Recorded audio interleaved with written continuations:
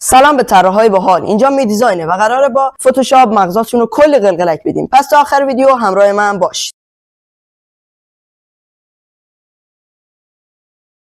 امروز اومدیم با آموزش طراحی کارت ویزیت مدرن و مینیمال. اگه میخوای آموزش خفن رو از دست ندید تا آخر ویدیو همراه من باش. طرحی که ما میخوایم طراحی کنیم یه همچین چیزی هست. پس بریم تا با ایجاد فایل جدید آموزش رو شروع کنیم.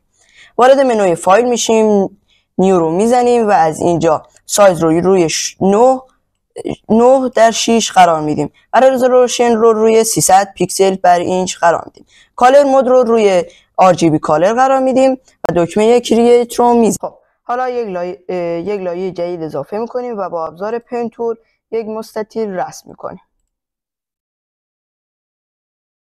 خب ابزار کروچر پن تول رو انتخاب میکنیم و زاویه های مورد نظر رو به شکلمون میدیم.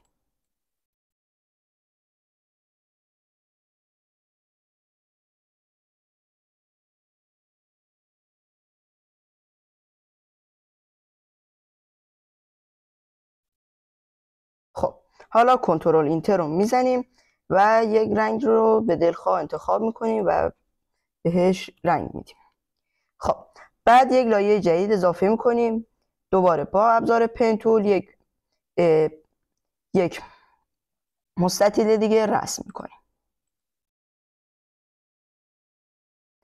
با ابزار کروچر پن تول زاویه مورد نظر رو به شکل میدیم.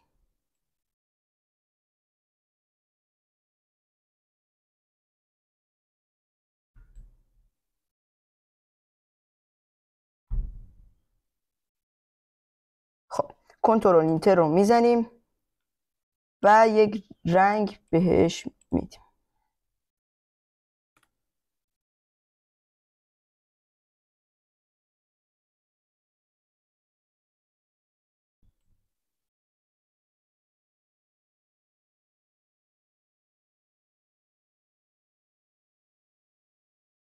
خب کنترل دی میزنیم سلکت خارج بشه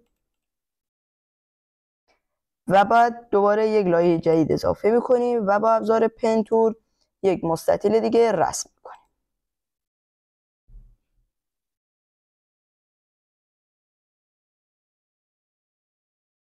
با ابزار کروچر پن تول زاویه های مورد نظر رو بهش میدیم.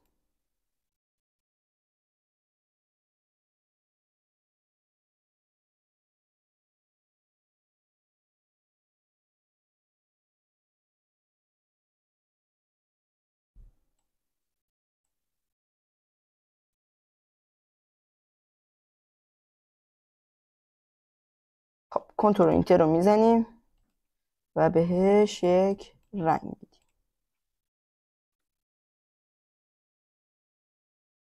خب حالا کنترل دی میزنیم و سلکت خارج بشه، یک لایه جدید اضافه میکنیم و دوباره به همین صورت یک مستطیل رسم.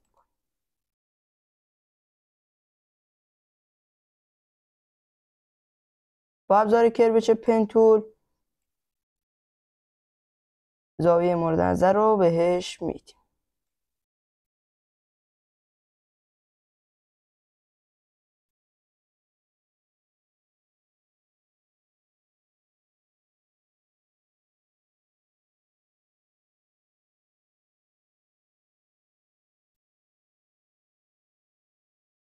خب کنترل اینتر رو میزنیم، یک رنگ به دلخواه براش ایجاد میکنیم و کنترل دی میزنیم از سلکت خارج بشه.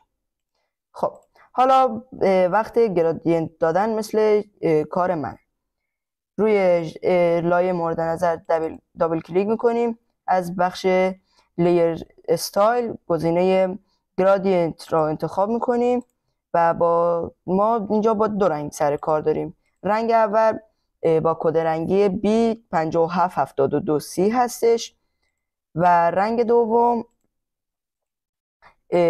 F2E382 هستش. اینا رو انتخاب اوکی رو میزنیم و میبینیم که گرادینت ما اعمال شده. برای لایه دوم رو به همین صورت ادامه میدیم و با این و اینها با جابجا کردن اینها به شکلمون طرح سه‌بعدی میدیم.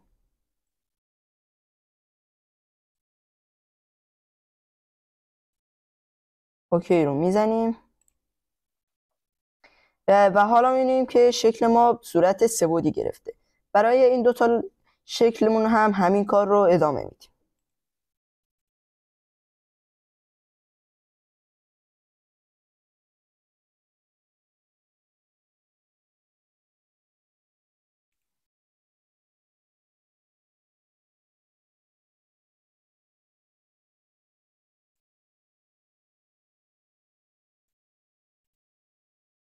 خب دقت کنید که این دوتا شکل باید گرادینت هاشون با هم یکی باشه. خب حالا ما عکسمون رو که از قبل آپلود کرده بودیم وارد برنامه میکنیم و با تناسب با شکل ها ایجاد میکنیم و میبریم به زیر لایه ها و میبینیم که بعضی از قسمت های اون بیرون زده. ما این رو تنظیم میکنیم و حالا قسمت هایی که بیرون زده رو با ابزار اریس تول پاک میکنیم.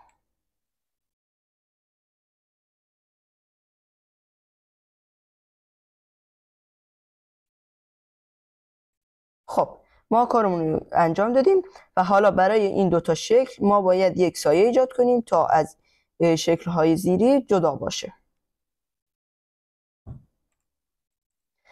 دبل کلیک میکنیم و گزینه دراپ شادو رو انتخاب و اوپاسیتی رو روی 35 قرار میدیم. این گزینه ها رو مطابق با من انجام میدیم. برای هر کدوم اعمال میکنیم.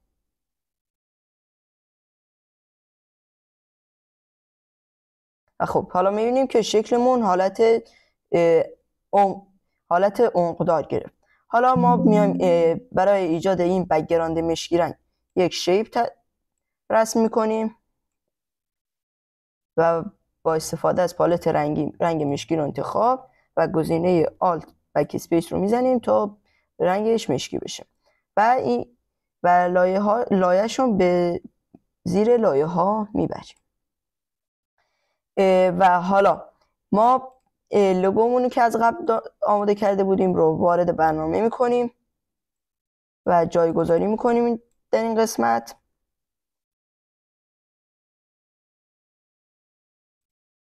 و با استفاده از گزینه تایپ تول میتونیم اینجا متنامون رو تایپ کنیم. من اینجا متنا رو از قبل آماده داشتم، وارد کارم میکنم.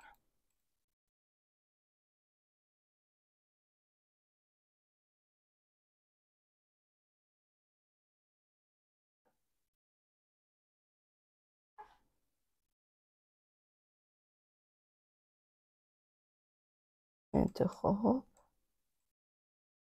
و وارد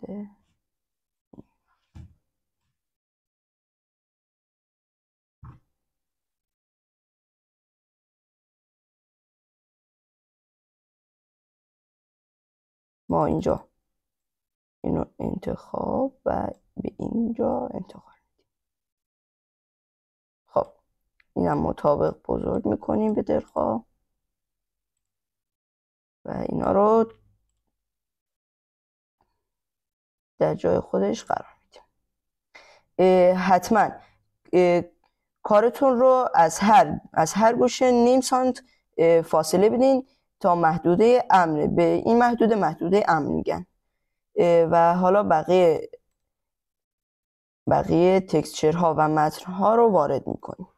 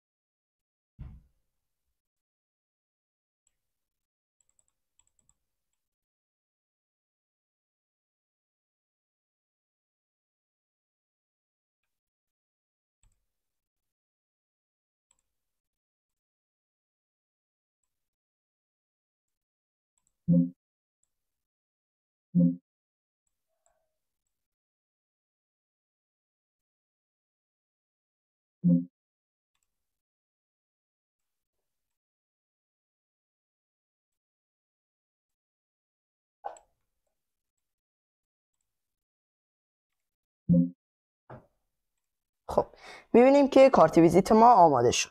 یک طراحی مدرن و مینیمال داره. حتما ویدیو رو لایک کنید، کامنت بذارید و چنلمون رو ساب کنید و زنگوله رو بزنید روی آل تا وقتی ویدیوی جدید میذارم یوتیوب بهتون خبر بده و اولین نفری باشید که ویدیو رو میبینید. تا ویدیوی بعد، بدرود.